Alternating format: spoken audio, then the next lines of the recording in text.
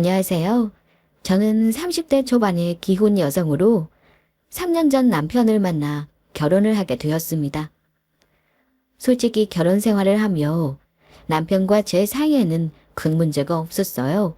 아니, 도리어 나이에 비해 성숙하고 자상한 남편 덕에 행복한 결혼 생활을 할 수 있었죠. 저희 집 골칫거리 시어머니만 아니었다면요. 가족들 사이에 매일 말썽을 일으켜 저뿐만이 아닌 남편의 염장을 지른 적이 한두 번이 아니었으니까요. 자신만 좋으면 자식이든 가족이든 어찌되든 상관하지 않는 아주 이기적인 분이었거든요. 그러다 결국 시어머니가 큰 사고를 일으키고 말았지만요.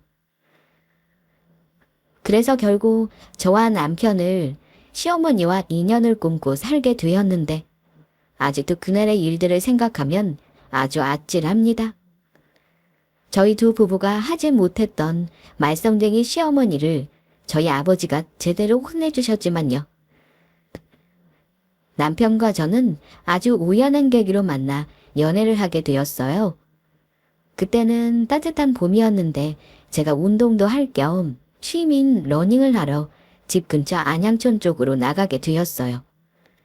그런데 제 앞으로 달려오던 할아버지가 타고 있던 자전거를 피하다가 넘어질 뻔했는데 그런 저를 붙잡아 준 것이 바로 저희 남편이었죠.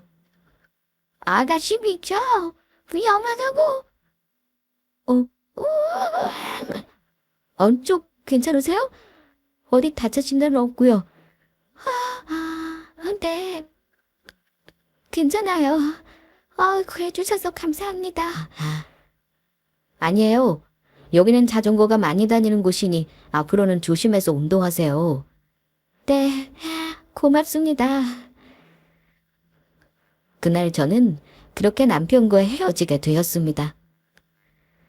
그런데 어찌 되었든 저를 구해주신 분인데 그날 그렇게 보냈다는 것이 좀 걸리더라고요.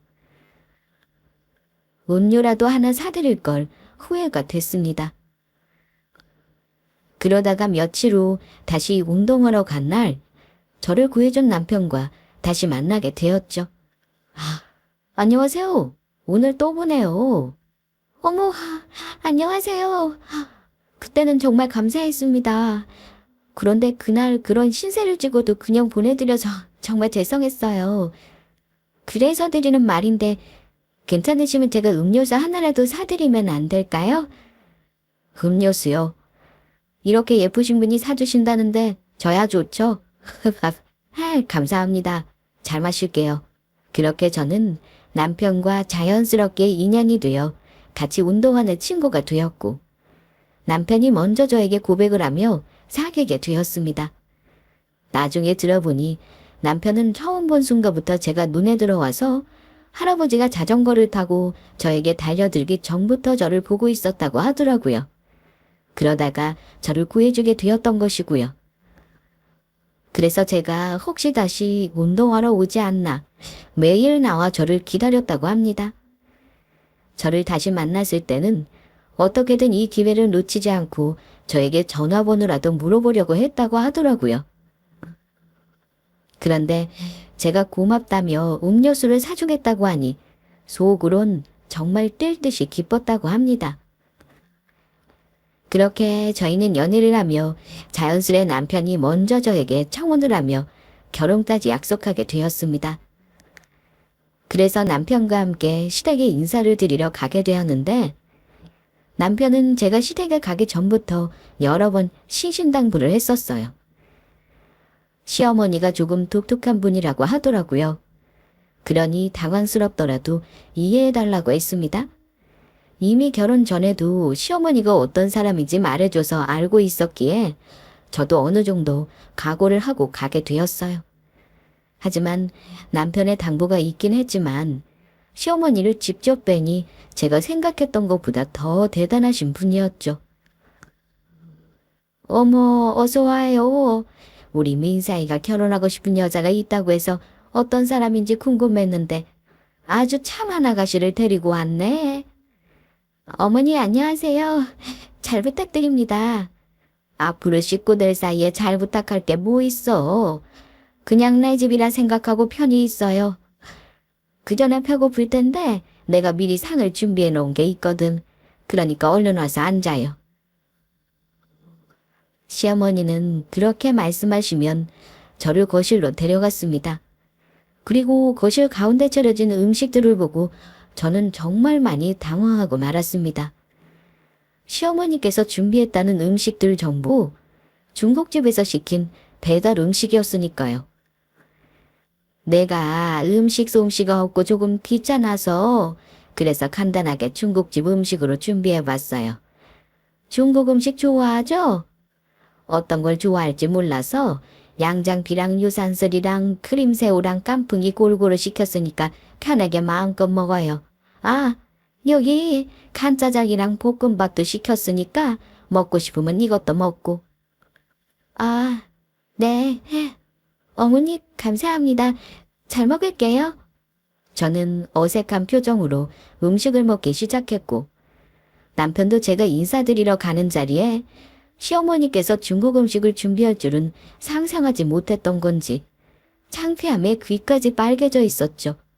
몹시 당황스럽고 이상하긴 했지만 그래도 남편의 말로는 시어머니께서 철이 없고 자잘한 말썽을 피우셔서 그렇지 본인 인생 살기 바쁘신 분이라 저한테 시집살이 시킬 일도 없고 편하게 생각해도 된다고 하더라고요.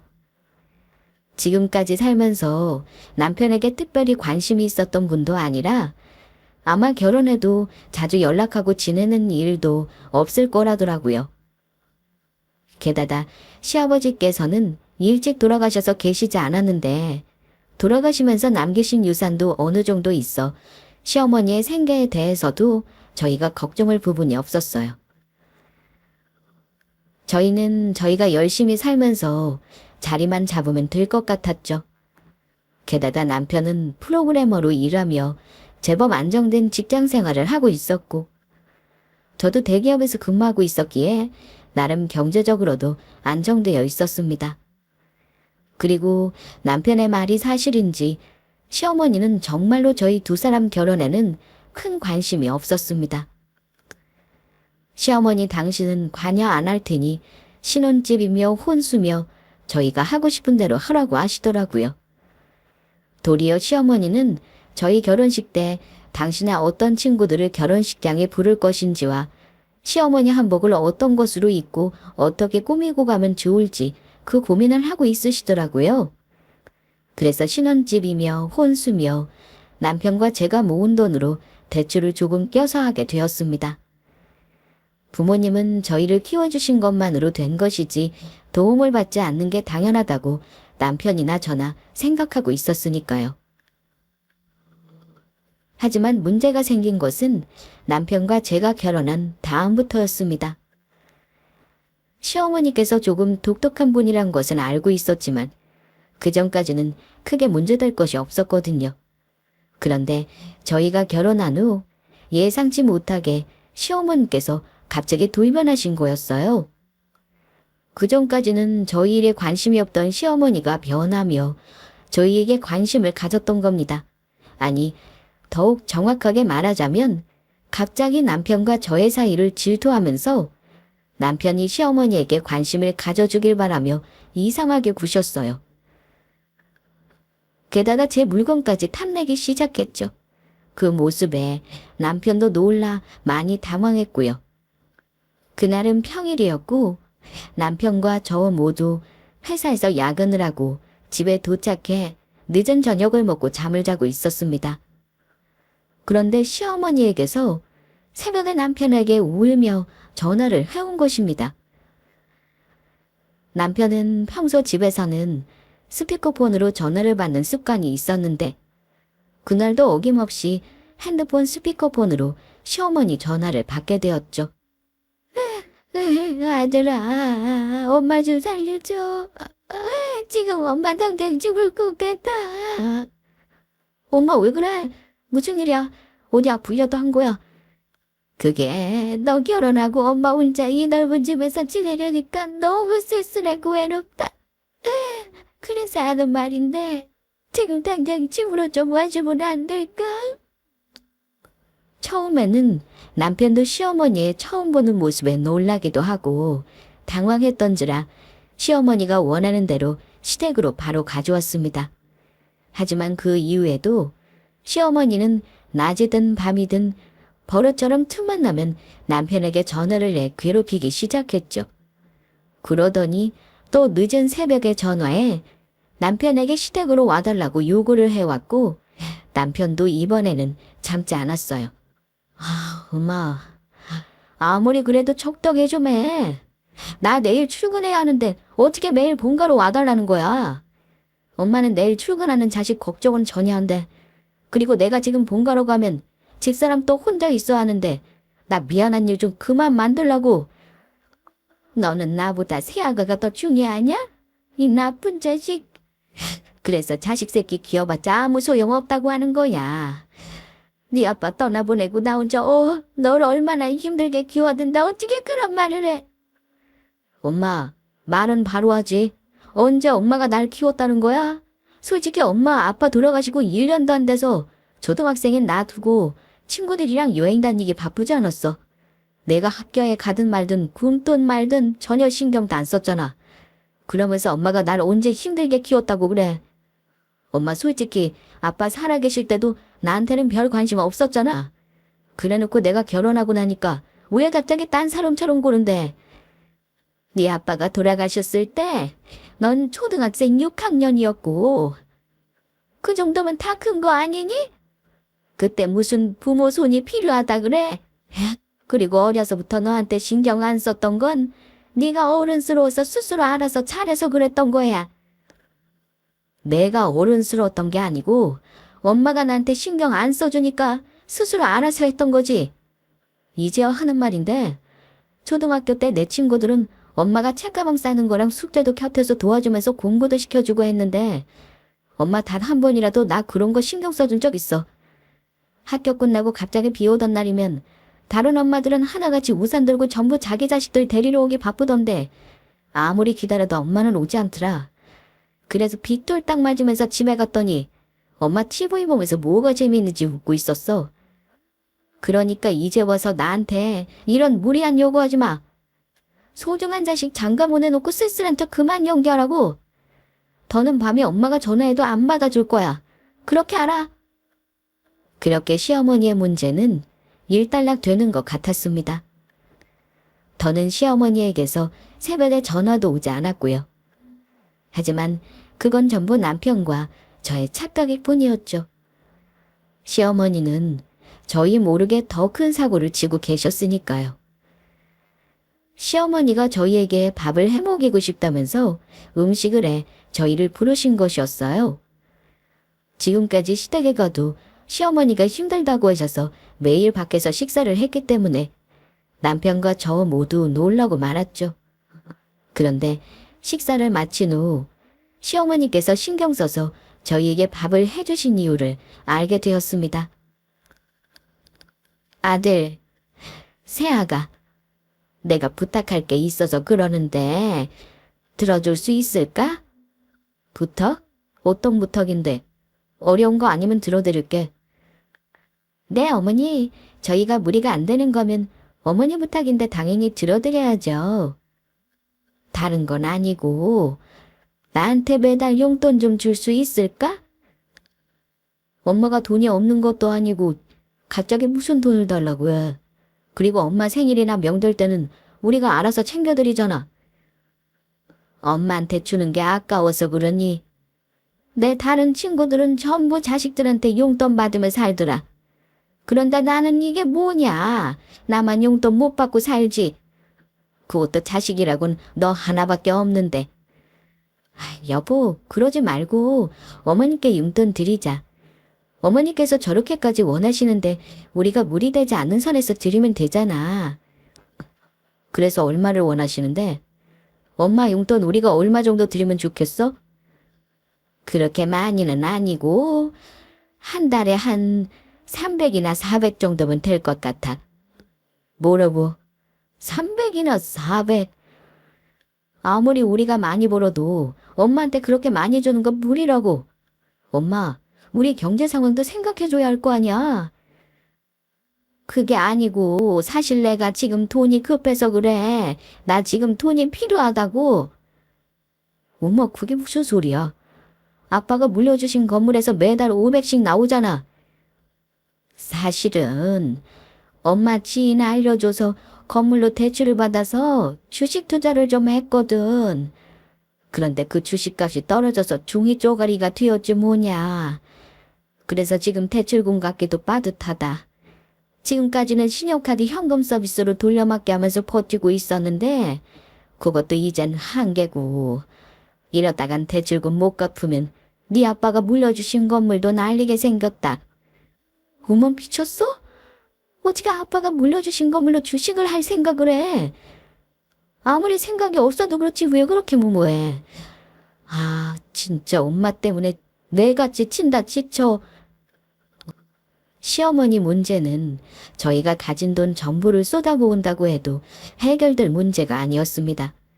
결국 시어머니는 건물을 팔아 은행에 대출받은 빚을 갚고 남은 돈으로 아파트로 이사를 가게 되었죠. 그래도 남은 돈이 있긴 했지만 시어머니의 나머지 노후를 생각하면 어쨌든 저희가 매달 어머니께 생활비를 지원해 드려야 하는 상황이 오고 말았습니다. 그러던 어느 날 며칠 시어머니께서 저희 집에 지내게 되는 일이 생깁니다. 윗집에 누수가 있는지 시어머니가 새로 이사간 아파트 천장에서 물이 새면서 며칠 공사를 하게 된 것이었죠. 그런데 저희 집에서 지내게 된 시어머니는 또 어처구니없는 행동을 하신 겁니다. 약속이 있다고 밖에 나가실 때마다 제 허락도 없이 제 옷이며 신발이며 심지어 비싸서 저도 아껴 쓰는 가방이며 액세서리까지 멋대로 하고 다니신 거였죠. 어떤 날은 제가 다음날 출근하기 위해 준비해 놓았던 옷까지 몰래 입고 나가셨어요. 그래도 저는 시어머니께서 며칠만 지내는 것이니 그러려니 하고 참고 넘어가려 했는데 남편은 그런 시어머니의 행동이 도저히 참고 넘어갈 수 없는 것처럼 보였죠. 엄마, 지금 뭐 하는 거야? 집사람 허락도 없이 왜 남의 물건 함부로 손을 대? 그것도 시어머니가 되어서 엄마는 창피하지도 않아. 그리고 젊은 사람들이 입는 옷이랑 가방이 엄마한테 어울린다고 생각하는 거야? 너는 무슨 말을 그렇게 하니? 그리고 새아가도 아무 말도 안 하는데 왜 정작 네가 큰 소리야? 가족끼리 나눠 좀 쓸 수도 있지. 니까 거로 치사하게 왜 그러는데? 솔직히 새아가보다 내가 이 옷에 더 어울리지 않니? 내가 걸치고 다니는 게 훨씬 예쁘잖아. 집사라며 엄마가 시어머니니까 조심하느라고 말하지 않는 거고, 그리고 엄마가 더 잘 어울리기는 뭘 더 잘 어울려? 그거야 엄마 혼자 생각이겠지. 자꾸 집사람 물건 허락도 없이 건드릴 거면 엄마 그냥 엄마 집으로 가. 진짜 엄마가 하는 행동마다 신경 쓰여서 내가 골치 아파서 같이 못 있겠으니까. 알겠어. 앞으로 조심하면 될 거 아니야. 더럽고 치사해서 새아가 물건 안 건드린다. 그리고 며칠 안 돼. 시어머니 아파트 공사가 끝나면서 어머니는 집으로 돌아가게 되었습니다. 그런데 시어머니가 저희 집을 떠나고 아주 황당한 일이 벌어졌죠. 제가 아끼는 가방이랑 옷들이 사라진 것입니다. 게다가 사라진 가방은 남편이 제 생일날 선물해줘서 제가 제일 아끼던 비싼 명품 가방이었어요. 설명하지 않아도 정황상 누가 범인인지 확실해 보였죠. 다른 손님이 왔다 간 것도 아니고 제 물건을 탐낼 사람은 시어머니밖에 없었으니까요. 남편과 저는 바로 시어머니께 확인 전화를 걸었습니다. 엄마, 혹시 집사람 가방이랑 옷 가져갔어? 아니, 얘가 생사람 잡네. 내가 머리에 총 맞은 것도 아니고 아무리 생각이 없어도 그렇지. 새아가 가방이랑 옷을 가지고 갔겠니? 나는 절대 아니다. 어머니 부탁드려요. 어머니께서 가지고 가신 가방이나 옷들 제가 정말 아끼는 거라 그러는데 그만 돌려주세요. 자꾸 이러시면 저도 더는 어머니 하시는 행동들 참아들기 힘들다고요. 새아가, 너까지 날 지금 의심하는 거냐? 나는 절대 아니라고. 그러면 어디 한번 와서 니들이 확인해 보던지. 그래? 그러면 내가 지금 당장 엄마 집으로 가서 확인한다? 그래, 어디 한번 와봐라. 어디 와서 네 눈으로 100번이고 1000번이고 확인해봐. 절대로 없을 테니까. 알겠어. 지금 바로 갈게. 시어머니 말에 남편은 저를 데리고 바로 시댁으로 달려갔죠. 그런데 아무리 찾아봐도 어디에도 제 가방이랑 옷은 보이지 않았어요. 그러자 시어머니는 그런 상황을 기다리기라도 한 것처럼 억울하다는 듯 울기 시작했죠. 증거가 없는 이상 남편과 저는 결국 내키지는 않았지만 그런 시어머니를 향해 사과를 할 수밖에 없었고요. 아이고, 세상 사람들 여기 좀 보세요. 아들놈이랑 며느리가 그딴 가방이랑 옷 좀 없어졌다고 저를 도둑년 취급하네요. 집까지 저 들어와 이렇게 괴롭힙니다. 내가 빨리 죽어야지. 억울해서 못 살겠네. 아이고, 어머니, 저희가 잘못했어요. 그러니까 그만 마음 푸세요. 그래, 엄마. 내가 잘못했어. 그러니까 그만 울어. 하지만 이 시어머니의 거짓말은 금세 들통이 나고 맙니다. 시어머니와 함께 식당에서 밥을 먹기 위해 만나기로 한 자리였는데 그곳에서 시어머니가 제 사라진 가방과 코트를 입고 당당하게 나타났으니까요.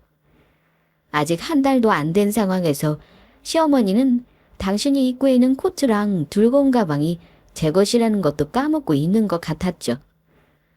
남편도 시어머니가 한 코트랑 가방이 제 것이란 걸 바로 알아챘는지 시어머니에게 물었어요. 엄마, 가방이랑 옷 정말 예쁘다. 못 보던 것들인데 사로잡만했나 봐. 네가 보기에도 그러니 밖에 나가니 다른 사람들도 다 예쁘다고 하더라. 둘 다 마음에 들어서 얼마 전에 새로 장만했다. 엄마, 해도 진짜 너무한다. 이거 전부 우리 봄이 가방이랑 코트잖아. 며느리한테 훔친 옷이랑 가방을 우리 만날 때 어떻게 당당하게 하고 올 생각을 해. 엄마는 정말 창피하지도 않아. 그게 무슨 말이니? 절대 아니다. 이거 전부 내 돈으로 산 거라고. 그리고 옷이랑 가방이야. 다 거기서 거기지. 우연히 내가 며느리랑 똑같은 가방이랑 옷 샀을 수도 있고. 이거 전부 내가 백화점 가서 직접 구입한 거라고. 내가 세아가 가방이랑 옷 훔쳤다는 증거라도 있니? 당연히 증거야 있지. 증거는 무슨 증거? 어디 증거 있으면 대봐라. 그러면 내가 세아기한테 무릎 꿇고라도 사죄하마. 내가 네 자식이다 이놈아. 그래. 그런데 이걸 어쩌나. 아무리 엄마가 우긴다고 해도 소용이 없을 텐데. 엄마가 입은 그 코트 봄이 친구가 의상 디자이너라서 봄이 생일날 특별히 봄이만을 위해 만들어준 거야. 세상에서 단 하나밖에 없는 코트라고. 엄마가 아무리 돈이 많아도 사고 싶다고 해도 살 수 있는 코트가 아니란 말이야. 게다가 엄마가 든 가방도 내가 봄이 생일날 선물로 사준 건데 그걸 내가 어떻게 못 알아봐. 엄마가 지금 무슨 돈이 있어서 비싼 명품 가방이랑 옷을 사는데. 뭐라고? 이 코트가 세상에서 하나밖에 없는 거였어? 이런데도 엄마 발뺌할 거야. 자, 그러면 엄마 말대로 어서 봄이한테 잘못했다고 무릎 꿇고 빌어. 집사람 물건 마음대로 훔쳐서 미안하다고 그러라고. 진짜 더럽고 치사해서 가족끼리 물건 좀 같이 나눴으면 좋지. 이깟게 뭐라고 그러는데. 엄마 진짜 안 되겠다. 조금 전 엄마가 정말로 집사람 물건 훔친 거면 내 자식이라고 했지? 그러면 나 엄마 부모로서 엄마 좀 혼내도 되는 거지. 이놈이 나를 어떻게 혼내겠다는 건데. 어떻게 하긴 경찰에 신고해서 며느리 물건이나 훔치는 못된 시어머니 잡아가라고 해야지. 지금 경찰에 신고한다고. 안 돼. 그렇게는 절대 안 된다고. 아가, 내가 잘못했다. 지금 네 물건 전부 돌려줄 테니까 한 번만 받아오. 멋대로 네 물건 가져가서 미안하다. 시어머니는 저에게 사과하면서 재빨리 코트를 벗고 가방에 들었던 시어머니 물건을 꺼내더니 저한테 다시 돌려주었습니다. 시어머니 집에 있던 나머지 제 옷들도 바로 돌려줬고요. 그리고 여러 번 저에게 미안하다면서 사과했죠. 알고 보니 제 가방과 옷을 탔겠다고 시댁으로 간 날 어머니는 제 물건들 전부 친구에게 맡겨놓았던 것입니다. 그래서 저희가 찾을 수 없었던 것이고요. 하지만 너무 화가 나 남편과 저 모두 시어머니 얼굴을 몇 달간 보지 않았습니다. 남편은 시어머니와 연을 끊을지 고민까지 하고 있었고요. 그러다 저희 집에 찾아와 무릎까지 꿇고 사과하는 시어머니 모습에 남편과 저는 시어머니를 용서해 주기로 마음먹었습니다. 그런데 정말 큰 문제는 그 다음에 일어났어요. 대학 졸업 후 20대 젊은 시절부터 회사를 다녔던 전 한동안 쉬고 싶은 마음에 회사에서 퇴직하게 되었거든요.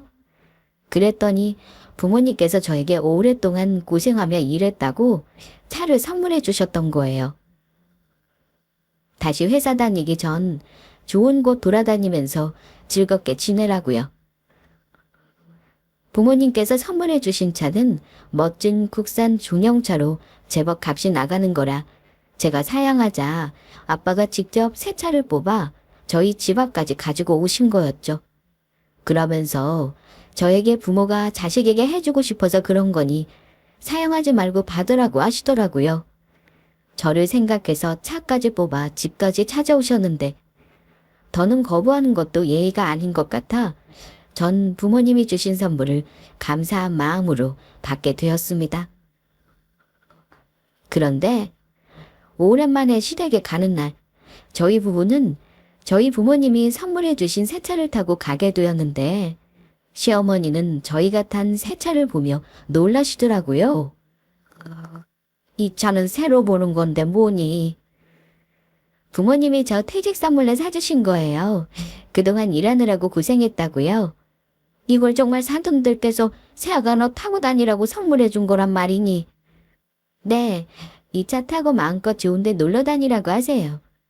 그런데 차에서 내려 시댁에 올라가 밥을 먹는 내내 시어머니는 무언가 골똘히 생각하시는 것 같더니 저희 두 사람의 눈치를 보며 조심스레 입을 여셨습니다. 그런데 너희 바깥 사돈이 선물해준 새 차 말고 이미 차 한 대 있지 않니? 네. 남편이 회사 다니면서 끌고 다니던 차가 있긴 하죠. 그런데 어머니 그거 왜요? 저기 그래서 하는 말인데 새아가 네 아버지가 선물해준 그 차 나 주면 안 될까? 네. 제 차를 어머니께요. 그래. 너희는 이미 차도 한 대 있고 두 대라고 하려면 힘들 테고 그래서 내가 타고 다니면 어떨까 해서. 엄마, 그게 또 무슨 소리야? 장인어른이 집사람 타라고 선물해 주신 차를 왜 엄마가 타고 다니는데? 그리고 엄마도 타고 다니던 차 있잖아. 아니 그건 타고 다닌 지 오래됐고 새아가 것보다 좋은 차도 아니고 엄마도 새로 차 뽑을 때가 돼서 하는 말이야. 그런 거면 엄마가 직접 돈 벌어서 사서 끌고 다녀. 시어머니가 장인어른이 선물해 주신 며느리 차까지 돈 보고 그게 말이 된다고 생각해. 엄마, 무슨 말을 하려거든 제발 생각 좀 하고 말해. 엄마는 왜 이렇게 자기 생각밖에 못하고 이기적이야? 알겠다. 무슨 말을 못하겠네. 더럽고 치사해서 나도 싫어.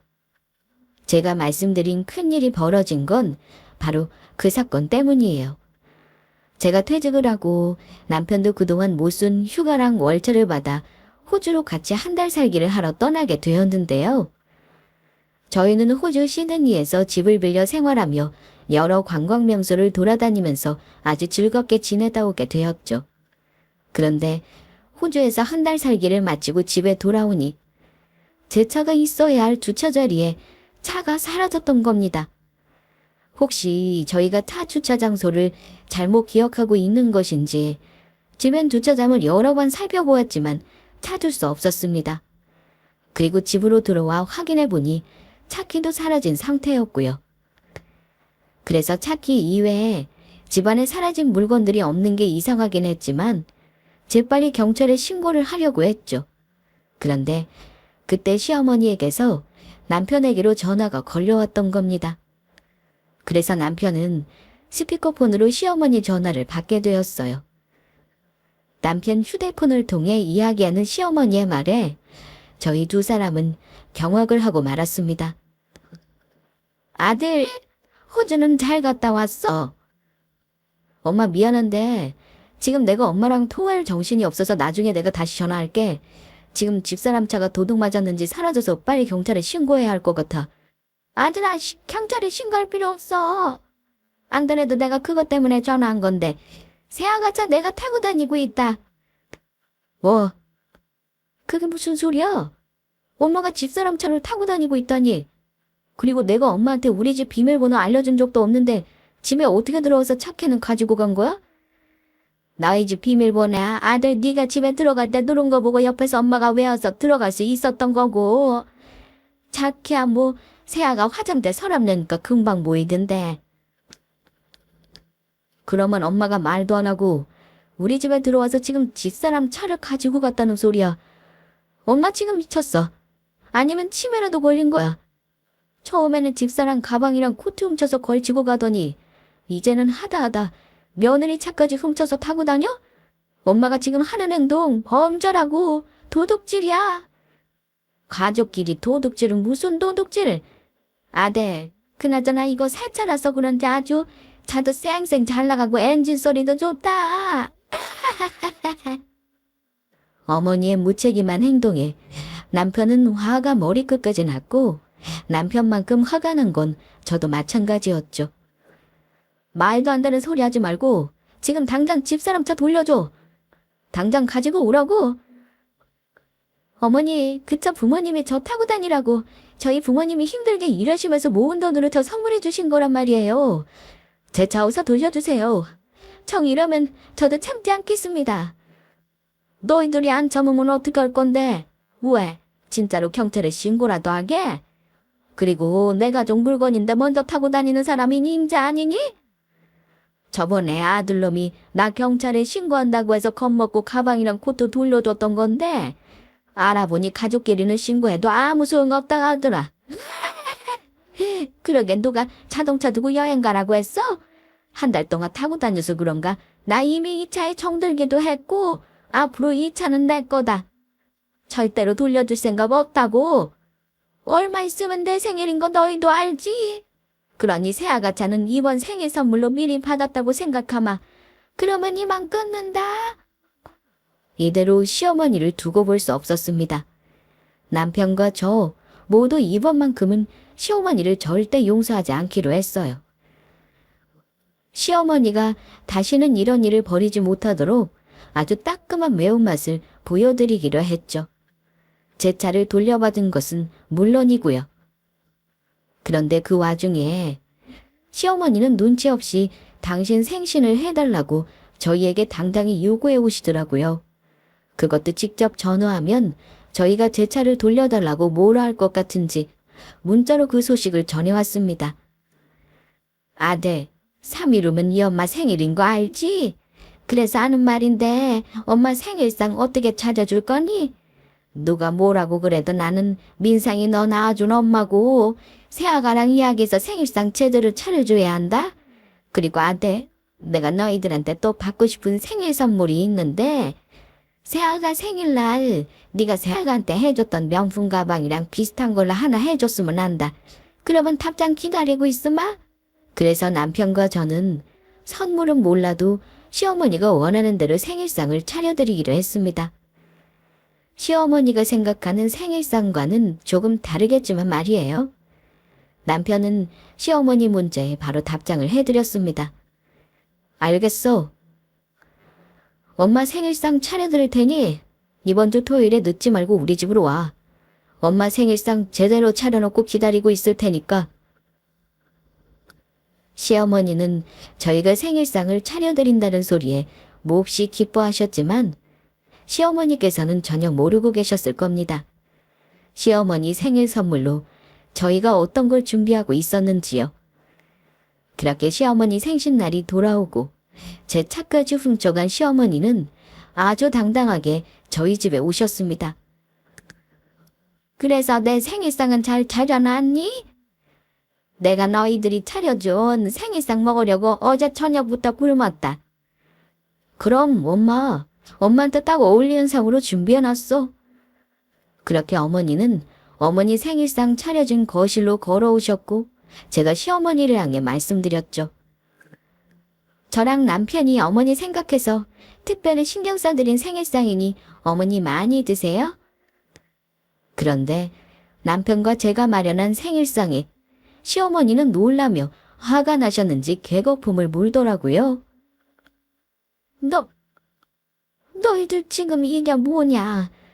지금 이걸 내 생일상이라고 차렸니? 생일상에 있는 거라곤 콩밥에 김치뿐인데 지금 니들이 나랑 장난해. 장난은 무슨 장난? 엄마한테 딱 어울리는 생일상 아니야? 앞으로도 엄마가 콩밥을 자주 드시게 될 것 같아서 그래서 익숙해지라고 지은 거야.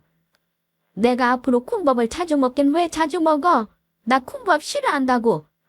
혹시 너희들 지금 내가 새아가차 가지고 갔다고 그거 억울해서 앙심 품고 그러는 거냐? 니들이 아무리 그래봐라. 내가 그 차 돌려주나. 내가 죽는 안 있어도 절대 못 돌려줘. 어머니, 좋은 말 할 때 제 차 돌려주시죠. 정말로 어머니 경찰에 절도죄로 신고하기 전에요. 지금 이게 어머니께 마지막으로 드리는 기회예요. 하고 웃기지도 않아서. 미쳤냐? 내가 그 차를 돌려주게. 어디 마음껏 신고할 수 있으면 해봐라. 내가 저번에도 이야기했지. 가족들끼리는 절대죄 성립이 안 된다고. 멍청한 것도 아니고 내가 아무리 설명해도 못 알아듣네. 내가 죽는 한이 있어도 그 차 절대 못 돌려줘. 벽에 똥질할 때까지 타고 다닐 거다. 그런데 이걸 어쩌죠? 진짜 멍청한 거는 바로 어머니 같은데. 어머니가 가지고 가신 그 차, 사실 아직 제 차 아니거든요. 그 차, 아빠 명의로 된 저희 아빠 차라고요? 뭐라고? 그래서 아빠가 어머니 하는 행동 보고 절대 용서하실 수 없다고 고소하실 거라고 하셨어요. 그 전에 제가 마지막으로 어머니한테 반성하고 저희한테 사과할 기회를 드린 건데 이젠 전부 소용없게 되었네요. 어머니도 아시죠? 저희 아빠 지금은 은퇴하시고 현역에서 물러나셨지만 제법 잘 나가는 변호사였던 거. 그래서 아빠가 법적으로 따질 수 있는 것 전부 따져서 어머니 꼭 벌받게 할 거라고 하셨어요. 그 차 부모님이 처음 선물해 주시겠다고 하셨을 때 제가 거절해서 아빠가 저 몰래 아빠 명의로 뽑아서 저한테 선물해 주신 거거든요. 제가 아빠한테 선물 받고 여행 다녀오느라 아직 제 이름으로 명의 변경을 안 했어요. 그러니까 어머니는 한마디로 저희 아빠 차 훔쳐간 절도범으로 콩밥 드시게 되었다 소리예요. 그래서 오늘 어머니 생일상도 앞으로 어머니 교도소에서 콩밥 자주 드시게 될 것 같아서 특별히 준비한 거고요. 이제 뭘 좀 아시겠어요? 그러자 시어머니는 저를 붙잡고 애원하기 시작했습니다. 내가 잘못했다. 그러니까 다시 한 번만 잘 생각해 나오. 제발 한 번만 용서해줘. 아니요. 그렇게는 못하겠는데요. 어머니, 제 차 아빠 명의로 된 아빠 차인 거 몰랐으면 저희한테 용서를 빌거나 사과할 생각 없으셨잖아요. 조금 전 어머니께서 죽는 한이 있어도 절대 차 못 돌려주신다고 벽에 똥칠할 때까지 타고 다니실 거라 말씀하셨던 거 벌써 잊으신 건 아니죠? 지금 내 딸 붙잡고 뭐 하시는 겁니까? 사람 괴롭히는 것도 정도껏 하시죠, 사부인. 그때 아빠가 저희 집 안방에서 나와 모습을 드러내셨습니다. 사실 아빠는 저희 사정을 듣고 시어머니가 오시기 전부터 시어머니와 직접 만나 이야기할 생각에 미리 저희 집에 와 계셨거든요. 그래서 시어머니가 저희 아빠를 만나기 전 마지막 기회를 드리기 위해 저희가 먼저 말을 꺼냈던 것이고요. 그러나 시어머니는 전혀 반성할 기미가 없어 보이셨고요. 사돈댁에서 어떻게 여기를... 엄마가 하도 정신을 못 차리고 행동해서 내가 장인어른께 도와달라고 부탁드려서 오시라고 했어. 엄마는 이렇게 하지 않으면 평생 정신 못 차릴 사람이니까. 방 안에서 사부인이 저희 딸이랑 권서방한테 하는 이야기 들어보니 아주 가관이더군요. 그리고 차가 제 명의로 되어 있든 아니든 제가 저희 딸 타고 다니라고 선물해준 차를 주인 허락도 없이 마음대로 타고 다녀도 되는 겁니까? 그것도 아무리 자식이라지만 아들 집에 몰래 들어와 시어머니란 사람이 며느리차 도둑질이나 하고 스스로가 부끄럽지도 않나요? 제가 사돈 잘못한 죄값 제대로 받게 할 테니 각오하십시오. 아이고, 사돈, 제가 잘못했습니다. 이렇게 빌 테니 한 번만 봐주세요. 그냥 새아가가 사돈께 타선물을 받았다고 하니 부러워서 잠시 눈이 돌아서 그랬습니다. 제가 잠시 미쳤었나 봐요. 늙은 사람이 주책 좀 부렸다고 생각하고 한 번만 선죄해 주세요. 나이 들었다고 누가 다 사부인처럼 행동합니까? 사람이 나이가 들수록 행동도 말도 조심해야 하는 건 모릅니까? 아들, 나 좀 살려다오. 너라도 네 장인어른께 말해서 나 좀 봐달라고 해. 엄마 미안하지만 그렇게는 안 될 것 같아. 자기만 생각하는 엄마의 이기적인 행동에 내가 너무 질렸거든. 엄마는 제대로 벌 받고 정신 좀 차려야 해. 그러니까 엄마가 잘못한 죗값 제대로 받고 나와. 앞으로 우리 다시는 얼굴 보고 살지 말자. 나 다시는 엄마 얼굴 보고 싶지 않으니까 우리 영 끊고 살아. 안 된다, 그럴 수 없어. 아유, 이게 무슨 일이래. 내 인생 완전 정났네. 시어머니는 저희 집에서 대성통곡을 하다 남편한테 쫓겨나고 말았습니다. 자기 잘못도 반성 안 하고 큰소리 치더니 시어머니는 당신 생일날 아들에게 절연당하며 범죄자까지 되게 생긴 거였죠. 그리고 저희 아빠는 법적으로 모든 준비를 마친 후 바로 시어머니를 고소해버렸습니다. 아빠 말로는 크게 준비할 것도 없었다고 하더라고요. 시어머니가 차를 훔쳤다는 증거들은 차고 넘쳤으니까요.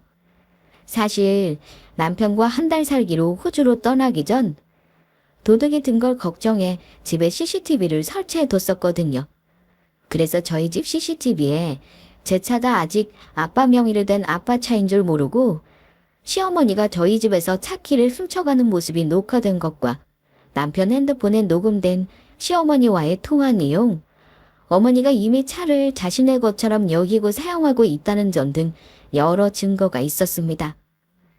어머니는 저희를 설득해 저희 아빠와 합의를 하고 싶은지 여러 번 저희에게 연락을 해왔지만 무시해버렸습니다. 그리고 자꾸 연락하면 스토킹이나 협박죄로 신고해버릴 거라고 했죠. 그리고 결국 시어머니는 벌을 받게 되었습니다.